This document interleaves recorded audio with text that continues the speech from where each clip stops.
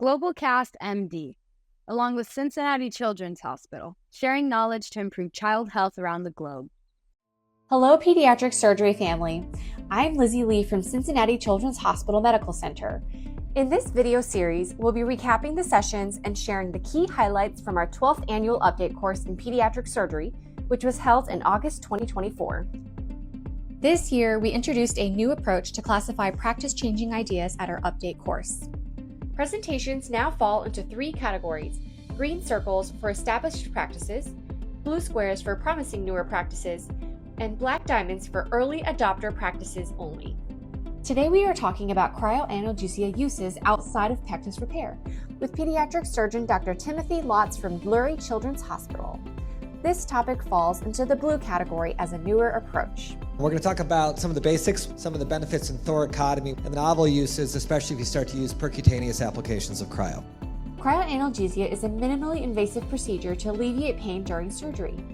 It temporarily blocks nerve conduction along peripheral nerve pathways. Freezing the affected nerve gives pain relief.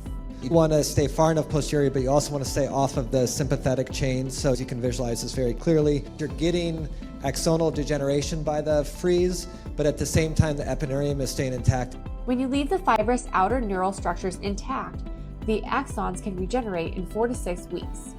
Let's look at our first poll question. What is your preferred pain control modality when doing a thoracotomy for pulmonary metastases?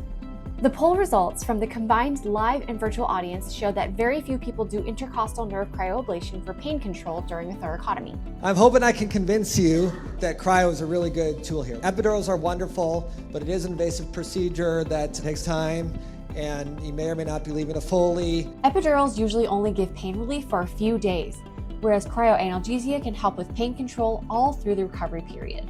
We're doing a muscle-sparing thoracotomy and then an open direct application of the cryo probe. We've done 300 AtriCure cases and seen great results. Here are some tips and tricks for using the cryo probe for thoracotomies. We're going 1 to 2 levels above and below the thoracotomy. You have to be a little bit careful about getting too low. Once you get to the T10 level or lower, you can start to get some pseudohernias on the abdominal wall from affecting the motor branches there. 60 seconds is sufficient. We also do temporary intercostal nerve blocks to help for those first 8 hours before it sets in. We're using the standard probe down to age 3. We've done kids down to about 18 months. There's a cardiac probe that they use for some of their ablations. In smaller children, you have to be really careful and use a smaller probe. We get a retractor in and hold the skin away because there's not a lot of chest wall musculature and you could get some skin freeze. With the newest probe, that problem is totally eliminated because the shaft insulation only gets to room temperature. So you can touch the lung and you can touch the skin. The only thing that gets cold is the probe. So the benefits is there's no epidural, there's no Foley, they're getting up and moving right away. The pulmonary toilet has been great. We did a comparison in our group and we saw a 2 to 3-fold reduction in narcotic use during the hospitalization. They were able to send these kids home without any narcotic prescriptions. And another benefit was that you don't have to wait for a regional team. This was our data. We compared what their results were compared to all of the routine group, which was just IV pain med only, but also compared to those that had regional block. In this study, we had 23 thoracotomies who had cryo. When compared with the group that only used regional nerve blocks, the intercostal nerve cryoablation group used dramatically fewer oral morphine equivalents during their hospital stay. So 137 versus 533. We're using a lot less opioid.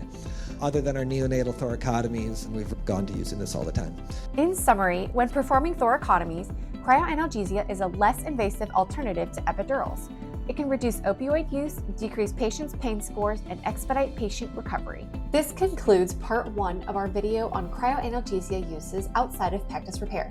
To watch part 2, click on the link below. Globalcast MD, along with Cincinnati Children's Hospital, sharing knowledge to improve child health around the globe.